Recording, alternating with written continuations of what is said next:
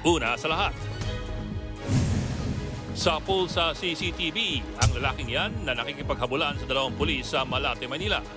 Nang ma-corner, pinukol niya sa ulo ang isang pulis gamit ang isang bato. Sugat sa ulo tuloy ang inabot niya. Ang buong kwento niyan, alamin maya-maya lamang. Magandang gabi, Pilipinas. Sa Frontline tonight, Kampo ni Vice President inakyat sa Korte Suprema ang usapin sa kanyang impeachment. Ika-4 na reklamo na inaprubahan ng Kamara, nakitaan daw nila ng butas. Mga nagsasabing desperado na raw ang bise, sinagot din ng kanyang kampo. paggawa ng video message ni Pastor Apollo Kibuloy habang nakakulong, nababatikos dahil VIP treatment daw. Korte, pinagpapaliwanag ang pastor sa isang video message na hindi dumaan sa kanila. Mga Pinoy nire-recruit daw bilang call center agents abroad pero nang i-scam pala. Yan raw ang modus ng mga Pogo ngayon dahil sa total Pogo ban. Engineer, patay ng paulanan ng bala habang nasa ginagawang mall sa Cotabato City. Driver ng mga TNBS humihiling na itaas sa 70 pesos ang kanilang base fare. At Sam Milby, diretsahang inaming hiwalay na sila ni Catriona Gray at hindi na rin daw siya close kay Moira. Habang ang kapatid star na si Cedric Juan, engaged na.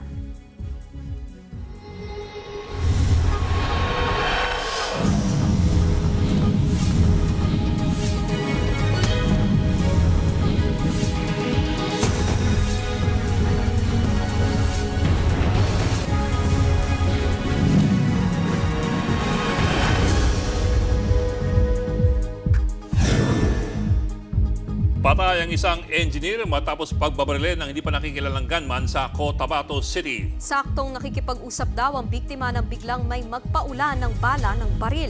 Nasa frontline na balitang yan, si Gary De Leon. Pinalibutan ng mga empleyado ang nakandusay at dugo ang lalaking engineer na yan sa loob ng isang ginagawang mall sa Cotabato City. Habang ang isa pang nakaupong lalaki, iniinda ang sugat ang binti. Itinayo siya at inakay ng mga kasamahan. Parehas silang dinala sa ospital at parehas din silang may tama ng bala ng baril. Pero ang engineer na kinilalang si Roland Daguan, 28 anyos, idineklarang dead on arrival. Nagtamo siya ng 3 bala sa iba't ibang bahagi ng katawan. Kasalukuyan namang nagpapagaling sa ospital ang empleyadong Sereno de los Santos. Ayon sa Cotabato City Police, nag-uusap ang mga biktima ng sumulpot ang hindi pa nakikilalang gunman at nagpaputok ng baril. Hindi pa tukoy ang motibo sa krimen, pero may isa ng person of interest na tinutunto ng mga pulis. Nagbabalita mula sa Frontline, Gary De Leon, News 5.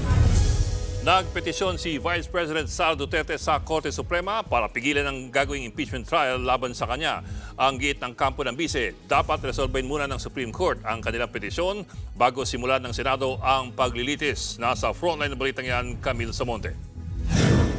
Pumalag ang kampo ni Vice President Sara Duterte sa pahayag ng ilang kongresista na act of desperation umano ang petisyon na inihain ng bise sa Korte Suprema. Sa totoo lang, I don't think, hindi ko makita kung saan galing yung desperasyon kung pinag-aralan yung argumento.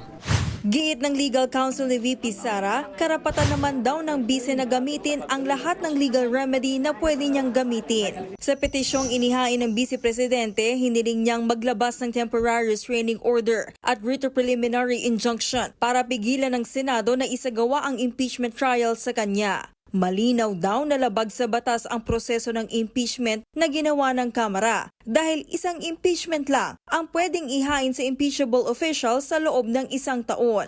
Dapat din daw munang aksyonan ng Korte Suprema ang petisyon ni VP Sara bago mag-convene ng Senado na tatayong impeachment court. Even as the House has the exclusive power to initiate all cases of impeachment, hindi po yun absolute. Bago mag-proceed, ang palagay ko dapat mo nang i-resolve yung question ng petition. Oras Oras naman na magsimula ang paglilitis sa bise, kabilang sa tatayong legal counsel niyang kanyang ama na si dating Pangulong Rodrigo Duterte. Sa ngayon, nakikipag-ugnayan na raw ang Senado sa Office of the Solicitor General para makapagkomento sa inihaing petisyon. Ayon kay Senate President Cheese Escudero, gagalangin nila anuman ang maging desisyon ng korte. Pero hanggat wala raw nilalabas na TRO ang SC, hindi sila magko-convene para sa impeachment trial habang nakareses ang Kongreso. Marahil providential na hindi kami natuloy sa trial para wala nang pipigil o aantala pa sa trial ng Senado na mga ganitong uri ng teknikalidad o issue na maaaring i-bring up ng nasasakdal na si VP Sara. Pero pagtitiyak ni Escudero, oras na magbalik sesyon ang Senado sa June 2, tatalakayin na nila ang mga aamyendahan sa impeachment rules. Inihahanda na nga raw nila ang session hall kung saan gaganapin ang paglilitis. Naghahanap na rin sila ng supplier para sa robe na susuotin ng mga senador na uupo bilang hukom. Nagbabalita mula sa Frontline, Camille Samonte, News 5. Pinalaga naman ng ilang kongresista ang petisyon ni VP Sara para harangin ang napipintong impeachment trial. Tingin ng ilang mambabatas hindi dapat makialam sa paglilitis ang Korte Suprema. Nasa frontline ng balitang yan si Marian Enriquez. Kinondena ng liderato ng Kamara ang petisyong inihain ni Vice President Sara Duterte sa Korte Suprema para pigilan ang napipintong impeachment trial sa kanya. Ayon kay House Senior Deputy Speaker Aurelio Dong Gonzales, mukhang desperado na ang bise na takasan ang kanyang pananagutan. Natatakot na raw ang kampo ni VP Sara kaya gusto nang pigilan ang impeachment process lalo't masisilip ang kanyang bank records. Tinawag namang garapalang pagtatangka ni House Deputy Speaker JJ Suarez ang petisyon ni VP Sara na harangin ang impeachment trial. Giit niya, kung talagang inosente ang bise, harapin na lang sana niya ang mga paratang laban sa kanya imbes na tumakbo at humiling ng proteksyon sa Korte Suprema. Para naman sa isa sa mga tatayong impeachment prosecutors na si Batangas 2nd District Representative Jinky Luistro, walang legal na basehan para pigilan ang impeachment trial. Yung verification po na kanilang question, it was followed word for word as written in the rules. So, it is our humble opinion na there's nothing wrong with the verification. Hindi rin daw minadali ng Kamara ang fourth impeachment complaint na ipinasa sa Senado. Nakabuo po tayo ng strong impeachment complaint without need of referring it to the Justice Committee because it has the support already of 1/3 of the members of the House. Iba naman ang pananaw ni Iloilo 3rd District Representative Lawrence Defensor sa petisyon ni VP Sara. Naniniwala siyang hindi makikialam ang Korte Suprema sa proseso ng impeachment dahil isa raw itong political question. Bagay na sinigundahan din ni dating Senate President Franklin Drilon. Leave it to the judgment of the Senate asking or acting as an impeachment court to decide on this, including questions of jurisdiction. So it's best that the Supreme Court does not interfere. Nagbabalita mula sa Frontline, Marian Enriquez, News 5. Kung paniniwalaan si Senate President Cheese Escudero, baka katapusan pa ng Hulyo aandar ang impeachment trial kay VP Sara Duterte. Pero ngayon pa lamang, sari-saring petisyon na po ang sinampa sa Korte Suprema para madaliin o di kaya ay pigilan ito. Isa na rito si mismong VP Sara Duterte na nagsampa ng petisyon sa Korte Suprema ngayong Miyerkules para huwag pagulungin ang paglilitis. Sa kanyang petisyon, sinabi ng bise na pinagbabawalan ng konstitusyon ang pag-initiate ng higit isang impeachment proceeding laban sa isang opisyal sa loob po ng isang taon. Saan galing ang hugot ng bise? Sumototol kasi 4 po na impeachment complaints ang inihain laban sa kanya sa mababang kapulungan sa loob lamang ng 2 buwan. At ang reklamo na naka-impeach sa kanya ay ang pang-4 o yung huling reklamo na hinain at pinasa noong Pebrero 5 ng taong ito. Labag na raw ito sa konstitusyon dahil isa lamang na reklamo ang maaaring paandarin sa isang taon. Ano yung pagkakasabi sa konstitusyon? Ito po. No impeachment proceedings shall be initiated against the same official more than once within a period of 1 year. Kung gayon, ito po ang importanteng tanong. Kailan masasabi na meron ng na-initiate na impeachment proceeding? dahil isa nga lang po ang pwede sa isang taon. Taong 2011 pa lamang, meron na pong hatol ang Korte Suprema sa gantong klaseng mga problema. Si dating Ombudsman Merceditas Gutierrez sinampa ng 2 impeachment complaints noong taong 2010 na tinanggap naman ng Kongreso. At kalaunan tuluyang na-impeach si Gutierrez ng Kongreso. Pero bago yan, inakyat ni Gutierrez ang issue sa Korte Suprema. Dahil 2 ang kinaharap niyang impeachment complaints, kinestyon ni Gutierrez ang aning paglabag sa 1-year ban sa impeachment proceedings sa dapat isa lamang. At sa huli, kinatigan ng Korte Suprema ang Kongreso. Hindi raw nalabag ang 1-year ban ng konstitusyon. Ang pagsampal lamang ng reklamong impeachment ay hindi pa po katumbas ng pag-initiate nito ayon po sa Korte Suprema.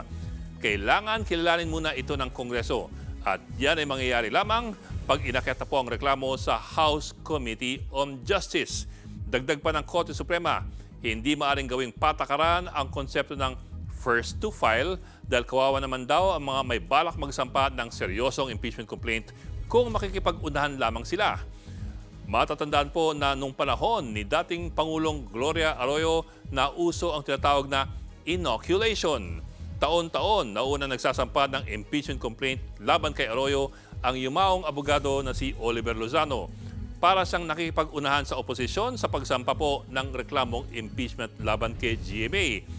Dahil hindi pa malinaw ang patakaran noon ng 1-year impeachment ban, ang paniwala kasi ng ilan, ito po ang paraan para mabakunahan si Arroyo ng 1 buong taon laban sa lahat ng ibang impeachment complaints. Kalaunan naglabas ng sarili nilang patakaran ang Kongreso tungkol po dito sa isyong ito. Sa Rule 2, Section 2 ng House Rules of Procedure for Impeachment ng 15th Congress, ito po ang nakalagay. Matuturing lamang na initiated ang isang impeachment complaint kapag meron pong nagsampa ng reklamo at kapag ito po ay pinasa na sa Justice Committee. Gagawa ng panibagong sulat si Senate Minority Leader Coco Pimentel para umusad ang impeachment trial ni Vice President Sara Duterte. Ayon kay Pimentel, wala pa siyang nakuhang formal na sagot sa una niyang sulat kay Senate President Chis Escudero. Giit ni Pimentel, walang nakasaad sa konstitusyon na kailangan ng sesyon para mag-convene ang Senado bilang impeachment court. Una nang sinabi ni Escudero na pinaghahandaan ang trial, pero hindi pa pwedeng magsimula hanggat naka-session break. Hindi ba, una sa lahat, hindi ba obligasyon ng Senado na mag-trial na, di ba? Yun ang sabi ng Konstitusyon. Isunod agad, hindi mo pinapatagal. Binabatikos ang umunoy VIP treatment kay Pastor Apollo Kibuloy dahil sa paggawa ng video message habang siya ay nakakulong. Pinagpapaliwanag ng Korte ang kampo ni Kibuloy dahil hindi raw dumaan sa kanila ang nasabing video. Nasa frontline ng balitang yan si Camille Samonte. Lubos ang aking pagpapasalamat sa Ama dahil iba naman ang aking kalagayan o sitwasyon ngayon, hindi pa rin nagbago ang ningas ng ating pananampalataya at pagkakaisa bilang mga anak ng Diyos. Ito ang bahagi ng video message ni Kingdom of Jesus Christ Pastor Apollo Kibuloy sa kanyang mga taga-suporta sa pagtitipon ng KOJC sa Inari Sports Arena noong February 9. Naipost na din ang video sa Facebook page ng SMNI. Video message lang ang ipinadala ng pastor na tumatakbo rin sa pagkasenador sa bilang Pilipino 2025. Nakakulong si Kibuloy na nahaharap sa kasong qualified human trafficking sa Pasig Regional Trial Court. Non-bailable ang nasabing kaso. Kinwestiyon naman ng ilang grupo ang video message ni Kibuloy. Ayon sa grupong SELDA o samahan ng mga ex-detainees laban sa detensyon at aresto, ipinagbabawal sa kustodiya ng BJMP ang paggamit ng kamera, cellphone o anumang video equipment. Malinaw raw na VIP ang trato sa pastor sa loob ng kulungan. Ang video rin ang rason ng isang court order mula sa Pasig RTC. Pinagpapaliwanag ng korte ang kampo ni Kibuloy sa loob ng 5 araw kung bakit naglabas ng video ng walang pahintulot at hindi nila napipreview. Paliwanag ng kampo ng pastor, nagkaroon ng miscommunication. My last instruction was not to air it because there's no court approval yet. I think merong isang staff dun sa SMNI na na post yung message during the service kasi parang simba nila yun eh. There yun, and then nalaman ko na lang pagka February 10 na ata, pagka Monday, na nandun yun, and wala na tayong magawa, nandyan na yan. Nag-explain ako sa court, I already filed my explanation. Bukod sa religious gathering noong February 9, nakapagpadala rin si Quiboloy ng video message sa kanyang proclamation rally sa Pasig noong February 11 at sa campaign sortie ng PDP sa San Juan noong February 13. Pero giit ng kampo ng pastor, may permiso na ng korte ang video message sa mga nasabing event. Nagbabalita mula sa Frontline, Camille Samonte, News 5. Pinag-iingat ng mga otoridad ang mga Pinoy sa mga naglilipa ng budol na job offer abroad. Pagdating kasi doon, POGO at pang-i-scam pala ang trabaho. Yan ang bagong modus ngayon ng POGO sa gitna ng total ban nito sa Pilipinas. Nasa frontline ng balitang yan, si Maricel Halili.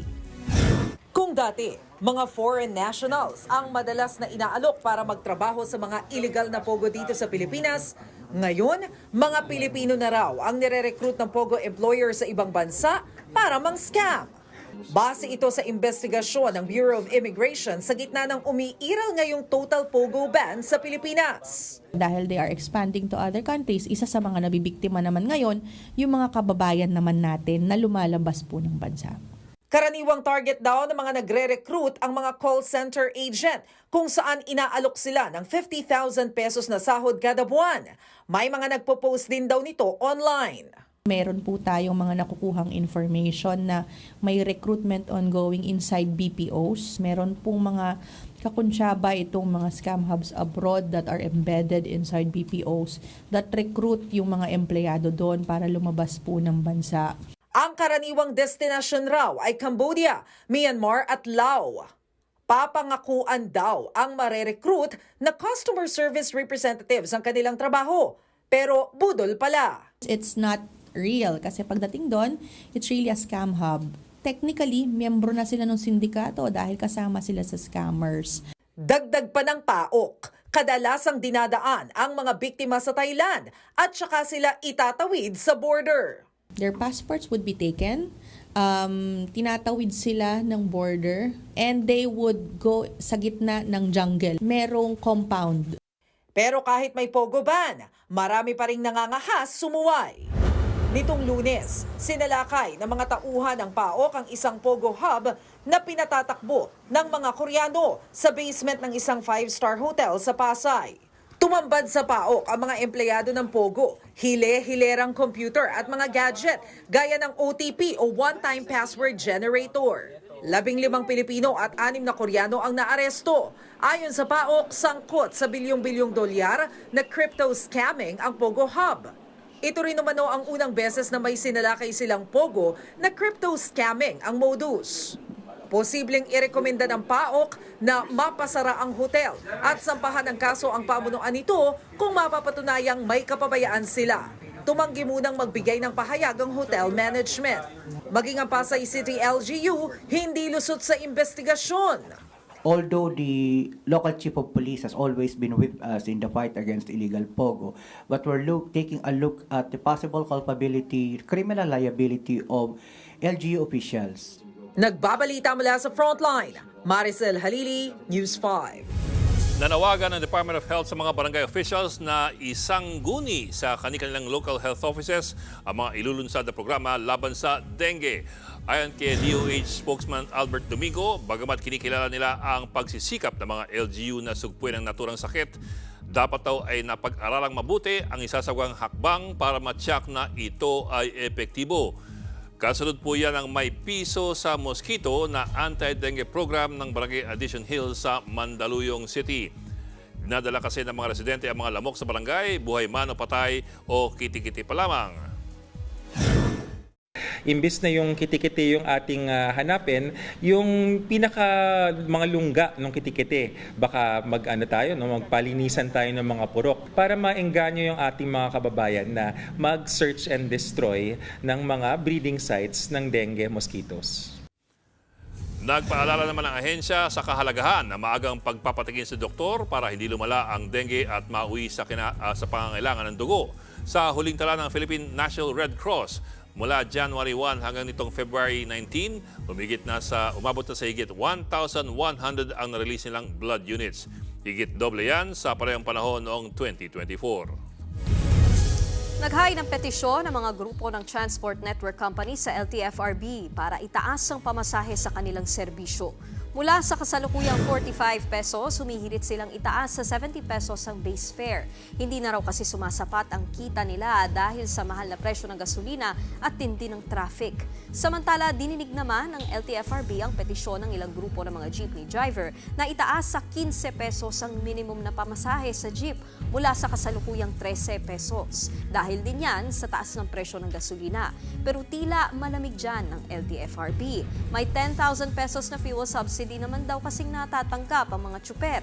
Pero giit ng mga tsuper, kahati nila dyan ang kanilang operator. Hindi pa masabi ng LTFRB kung kailan madedesisyonan ang fare hike petisyon. Dadaan pa raw kasi ito sa National Economic and Development Authority o NEDA.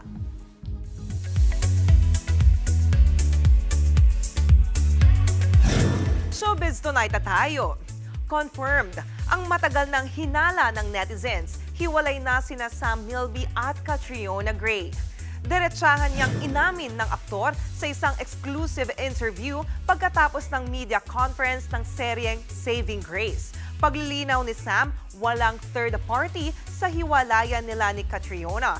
Bago ang confirmation, nadawit din sa issue ang singer na si Moira De La Torre na very close noon kay Sam, with emphasis sa salitang noon. Dahil sabi rin ngayon ni Sam, hindi na raw sila close ni Moira. Last February nang maispatang umiiyak si Catriona sa concert ni TJ Monterde. 2 seats away lang siya niyan sa ex niyang si Sam. Nitong January naman, nang maging controversial ang pang-iisnab umano ni Kat kay Moira sa isang event. From one breakup to another, nag-disband na ang pop rock band na ang bandang Shirley.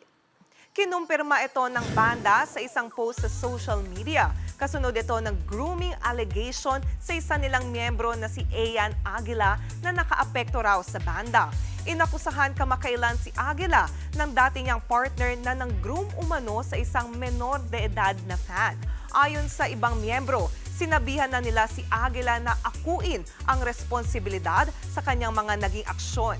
Hindi raw nila kinukonsinte ang ganitong ugali. Year 2003 nang mabuo ang banda.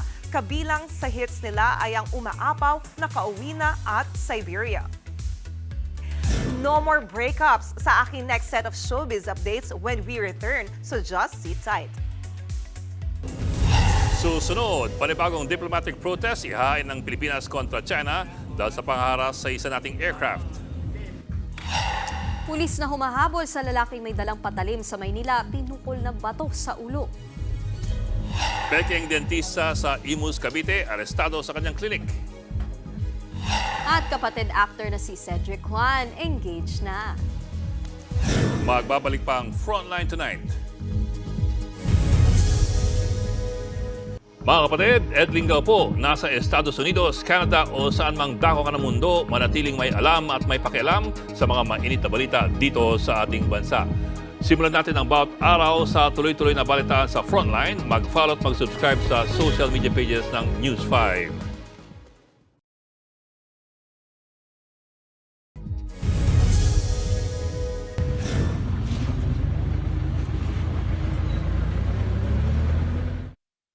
Sa unang tingin, akalaing pasero ang lalaking yan na sumabit sa jeep sa Blumentritt Road sa Manila. Pero kapansin-pansin ang hawak niyang ice pick o patalim. Manlilimos muna ang lalaki at kapag hindi nabigyan, dito na siya manunutok ng ice pick.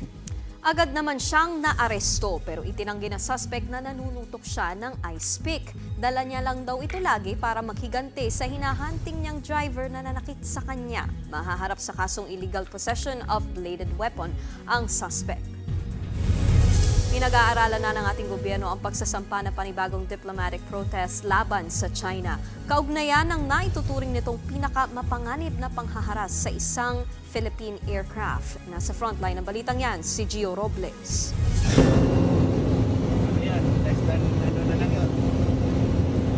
Nakuha sa videong ito ang delikadong pagmaniobra ng helicopter ng Chinese Navy sa eroplano ng Bureau of Fisheries and Aquatic Resources o BFAR habang nasa himpapawid ng Scarborough Shoal o Baho de Masinloc. Ayon sa Philippine Coast Guard, nagsasagawa ng Maritime Domain Awareness Flight ang BFAR kahapon ng umaga nang lapitan ito ng Chinese aircraft. Umabot umano ng 3 metro ang pinakamalapit na pagdikit ng Harbin Z-9 helicopter ng Chinese Navy sa Cessna aircraft ng BFAR. So, I think this is the most dangerous, no? Dahil ginawa nila ito while our personnel, together with some of our media friends, were actually on board the BFAR aircraft. This level of aggression is pretty much higher compared with the past experiences that we had. Dahil sa panghaharas na yan, maghahain ng panibagong diplomatic protest ang Pilipinas laban sa China. Mula July 2022 hanggang nitong Enero, nakakahigit 200 diplomatic protest na ang Administrasyong Marcos laban sa China.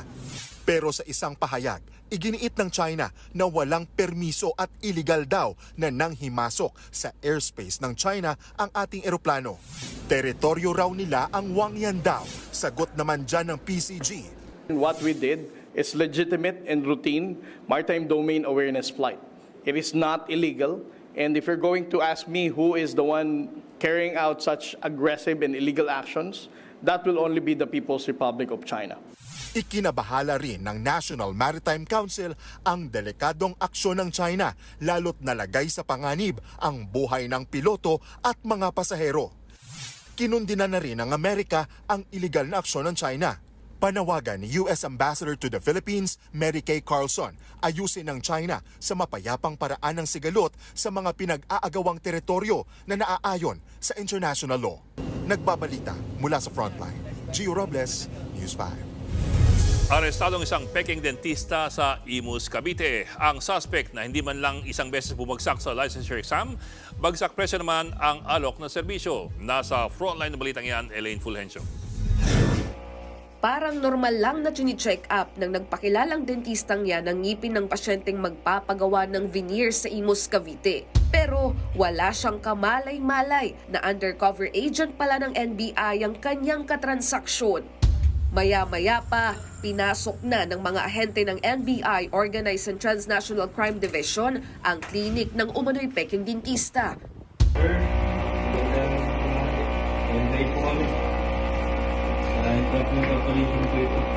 Nag-ugat ang operasyon sa tip sa NBI na talamak ang paggawa niya ng dental procedures. Sa lab gown niya, nakalagay pang acronym na DMD na para lang sa mga lisensyadong doktor sa ngipin. Binerify natin ito sa PRC kung may lisensya ba at nalaman nga natin na wala siyang lisensya. Kumpara sa ibang dental clinics, mas mura raw ang alok ng umano'y Peking dentistang ito, gaya ng veneers sa halagang 28,000 pesos para sa 8 ngipin. Sa social media, marami siyang offers. Mas mura yung sa kanya. Halos kalahati yung diferensya ng presyo. So, yun nga, magdududa ka na kasi siyempre, bakit ang baba nito yung ino-offer niya? Ikinababahala ng mga otoridad ang peligrong pwedeng sapitin ng mga pasyente. Lahat ng procedures na ginagawa ng regular dentist, yung licensed dentist, ginagawa din niya. So, ito yung nakakatakot nito kasi wala naman siyang lisensya. Kung mayroong hindi maganda mangyari sa pasyente, hindi naman lisensyado, so ibig sabihin yun, hindi talaga siya ganun ka-eksperto dun sa mga ginagawa niya. Napag-alaman ng mga otoridad na graduate naman ng dentistry ang lalaki. Pero ilang beses na raw bumabagsak sa licensure examination. Giit ng sospek. Hindi na po ako nagki-clinic. Nag-hire po ako ng mga dentist doon. Sinampahan na siya ng reklamong paglabag sa Philippine Dental Act in relation to Cybercrime Prevention Act at paglabag sa Food and Drug Administration Act of 2009. Nagbabalita mula sa Frontline, Elaine Fulgencio, News 5. Hindi raw maghahain ng reklamo si Senate President Chis Escudero laban kay dating Pangulong Rodrigo Duterte, kaugnay na pahayag nito na pagpatay sa ilang senador. Tingin daw kasi ni Escudero, hindi naman siya kasama sa 15 senador na tinutukoy ni Duterte na kailangan patayin para magkapwesto ang kanyang mga pambato. I don't feel alluded to. Parang hindi ko naman naramdaman na isa ko dun sa 15. Namamanhid man tayo sa mga ganyang pahayag na parang okay na rin dahil nasanay tayo ng 6 na taong ganun. Siguro sa balota na lang natin tingnan at wag na sa pamamagitan ng demanda. Sa campaign rally naman kahapon ng Alyansa para sa Bagong Pilipinas, pabirong sinipat ni Pangulong Bongbong Marcos ang 12 niyang pambato sa pagkasenador. Tinitiyak niya lang daw na wala pang napasabugan sa kanila ng granada. Ang birong yan napansin ng kilalang kaalyado ni Digong na si Attorney Salvador Panelo. Parang pakwela rin siya. Kumbaga yung sinasabing 15 buhay pa naman sila, hindi pa naman nagagawa. Nag-joke sila pareho para walang away.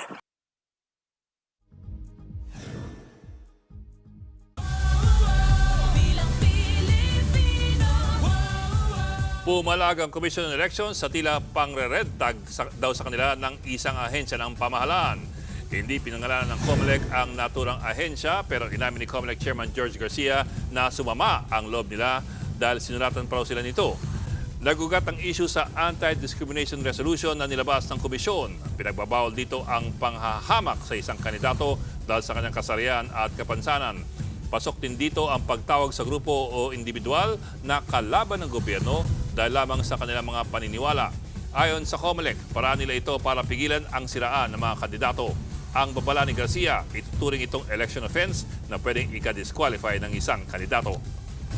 Napaka-unfair kasi na bigla ka nalang sasabihan na ikaw ay miyembro ng makakaliwang grupong ganito o ikaw ay miyembro ng ganitong grupo o terorista ka. We are condemning the act per se because that is wrong, because that is illegal.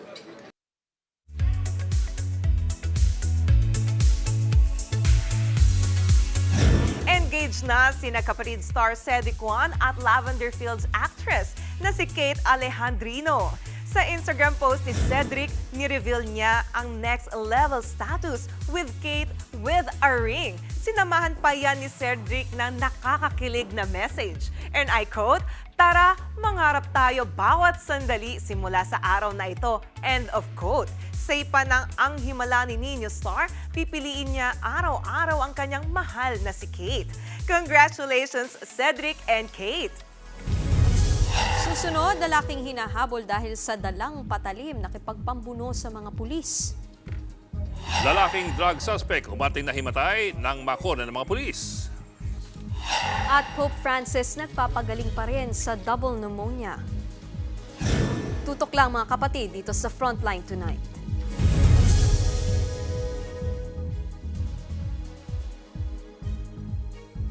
Mga kapatid, Mean Los Baños po. Nasa Europa o saan mang dako ka ng mundo, manatiling may alam at may pakialam sa mga maiinit na balita dito sa ating bansa. Simulan natin ang bawat araw sa tuloy-tuloy na balitaan sa Frontline. Mag-follow at mag-subscribe sa social media pages ng News 5.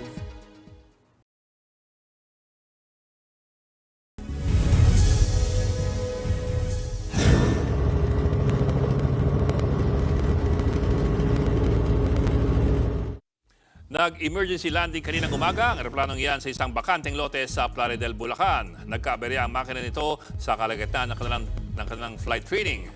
Bahagyang nasira ang eroplano. Ligtas naman ang sakay nitong piloto at estudyante. Pareho silang dinala sa ospital. Pinukol ng bato sa ulo ang isang pulis Manila. Ang may kagagawan, lalaking sinita nila sa pagroronda dahil sa dala niyang patalim. Nasa frontline na balitang yan, Faith Del Mundo. Kumakaripas ng takbo ang lalaking ito sa Leon Gintong, Maynila. Maya-maya pa, binato niya ang humahabol na pulis. Nakalayo pa ang lalaki hanggang sa makorner na ng 2 pulis. Pero dumampot ulit siya ng bato at ipinukul sa ulo ng isa sa mga otoridad. Nakipambuno ang lalaki sa 2 pulis pero hindi siya umubra. Nangyari ang insidente niyan nitong Sabado, February 15. Ayon sa Manila Police District, nag-ugat ang habulan ng sitahin ng mga rumorondang pulis ang lalaki. Nakita kasi siyang nakataas ang damit at may nakasukbit na patalim. May sugat sa ulo ang binatong pulis. Alam niya na may tumama sa kanyang ulo, hindi lang niya alam na akala niya ay suntok, pero hindi niya alam na bato na pala yun na pinukpok sa kanyang ulo at di naman siya gumante. Pag-amin ng suspect, languraw siya sa solvent nung mga oras na yun. May dala raw siyang patalim bilang pandepensa sa kaaway. Aminado rin siyang nasaktan ng pulis dahil sa takot. Baka barilin po. Sorry po. Sana makalaya rin po. Para makasama ko ng kapatid ko. Reklamong direct assault at illegal possession of bladed weapon ang haharapin ng suspect. Nagbabalita mula sa Frontline, Faith Del Mundo, News 5. Iniimbestigahan na ng Philippine Basketball Association ang panununtok ni Northport Batang Pier Guard Fran Yu sa isang kagawad. Sinasabing nagsimula ang gulo sa maling pagpapark ni Yu. Nasa frontline ng balitang yan si Ian Suyu. Martes ng tanghali nang magpark ng motorsiklo si Northport Batang Pier Guard Fran Yu sa tapat ng Barangay Hall sa Barangay 350 sa Maynila. Pagkatapos magpark, dumiretso na siya sa isang fast food restaurant. Makalipas ang ilang minuto, isang tanod na nakadilaw na t-shirt ang pumasok din sa kainan para sitahin ang nagpark na basketballista. Pagkatapos niyan ay lalabas silang pareho na may kasamang iba pang tao. Habang kausap ni Yu, biglang nahulog sa gutter ang tanod. Lumapit ang isa pang lalaking naka-blue na kagawad ng barangay. Dito na mas uminit ang diskusyon at umabot sa suntukan. Dahil sa gulo, nasugatan sa mukha ang kagawad na kinilalang si Vic Ferales. Dito sa bahaging ito, nagpark ng motor ang Northport player na si Fran Yu. Pero ayon sa barangay, ang espasyong ito ay para lamang sa barangay patrol at mga emergency vehicles ng barangay. Kaya nga merong malaking placard na nakalagay dito sa harap mismo na sinasabing no parking. Kwento ng tanod na sumita kay Yu, pinagtaasan kaagad siya ng boses nang sitahin niya ang PBA player sa pagpark ng motor. Tinuturo sa kanila yung no parking, ayaw pa nilang tanggalin yung motor. Parang ginigit-git niya ako. Tapos hindi ko natansya, may ano pala ron, na nalaglag ako. So hindi ka naman tinulak? Hindi naman po. Natigil na raw sana ang tensyon pero dumating ang tatay ni Yu at muling nagkaroon ng suntukan sa tapat ng barangay. Yung tatay niya naman, talagang parang galit na rin. Tinulak niya yung anak niya eh. Hanggang yung kaya nasuntok si Kagawad Vicky. Yung nagkasapukan sila. Nagulat ako eh. Hindi ko alam na magkakaganyan na antong sa ganyan eh. Nakapag-usap naman na daw ang magkabilang panig pero kung hindi magkakaayos ay posible umanong magsampa ng kaso ang kagawad. Ang PBA naman, iniimbestigahan ang kinasangkutang gulo ni Yu. Hindi raw nila palalampasin ito, lalo't ito na ang ikatlong beses na nasangkot ang players at opisyal ng Northport sa gulo. Titignan ko muna yung video at kakausapin ko si Frankie kung paano na, kung ano talaga nangyari. So, aalamin ko muna. May message ng News 5 si Fran at ang ama nito, ngunit pareho silang tumangging magpa-interview. Nagbabalita mula sa Frontline, Ian Suyu, News 5. Umating na himatay ang isang drug suspect ng ma-corner ng mga pulis sa bypass operation sa Julita, Leyte. Sa video, kitang nilapitan ng paunang lunas ng mga otoridad ang suspect na si alias Dan. Nang hindi magising ang suspect, sinugod na siya sa ospital. Pero nang suriin siya ng mga doktor, nabisong nagpapanggap lang pala siya. Ang ending, sa kulungan ang kanyang bagsak. Na-recover sa kanya ang bag na may labang 2 sachet ng shabu na nagkakalaga ng mahigit 40,000 pesos.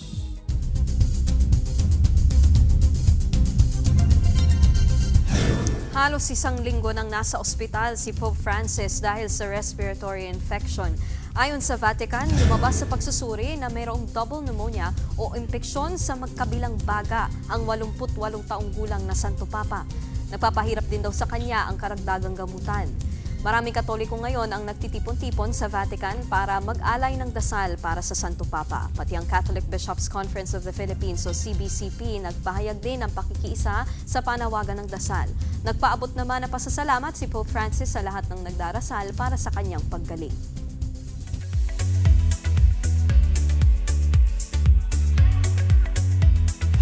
Muling magpapakilig si South Korean heartthrob Lee Dong-wook sa kanyang new romantic comedy series na The Divorce Insurance. Sa inilabas na teaser photo, very pogi si Dong-wook with his iconic kama hair.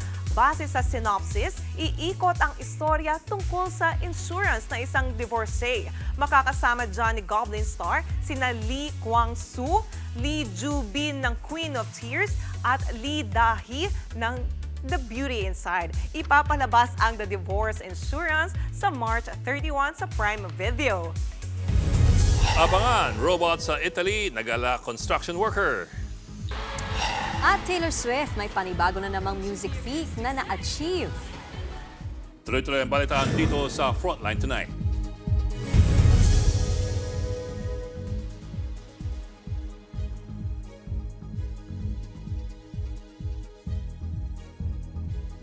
Mga kapatid, Ed Lingao po, nasa Estados Unidos, Canada o saan mang dako ka ng mundo, manatiling may alam at may pakialam sa mga mainit na balita dito sa ating bansa. Simulan natin ang bawat araw sa tuloy-tuloy na balitaan sa Frontline. Mag-follow at mag-subscribe sa social media pages ng News 5.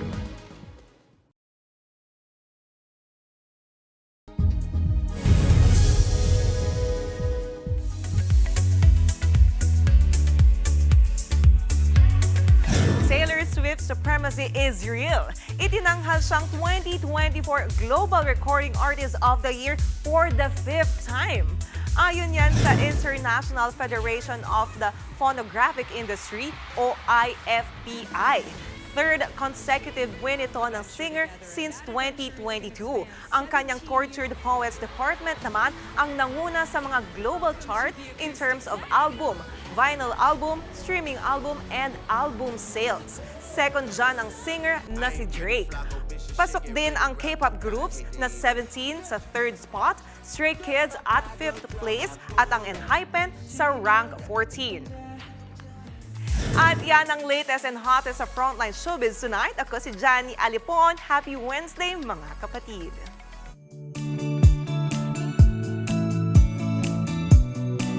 At para naman sa ating pabawang pampa-good night, iba na talaga ang panahon ngayon. Dahil pati robot, nag-aala construction worker na.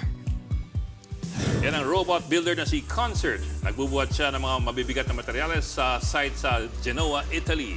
Aba, kaya niya ring magbutas ng pader. Nakakabilib dahil pati pagpipintura, kinakareer ng robot na yan. Ayon sa mga inventor, ginawa nila ang robot para makatulong sa mga construction worker. Tatad ito ng mga sensor at camera. Pero ang tanong ko, bakit Concert ang ipinangalan sa robot? Di naman siya kumakanta. Di naman siya nag-perform. Papaliwanag yun. Bakit? Di ba? Sige, balikan natin yan. Balikan natin. Ako si Janet. Magpadala tayo ng reporter sa Italy. Pero alam mo, mas sigurado ko na yung robot na yan, kahit robot siya, meron siyang day off. Talaga? Bakit mo? Kailangan niya mag-recharge. Mag-recharge. Ang recharge ba kailangan one full day din?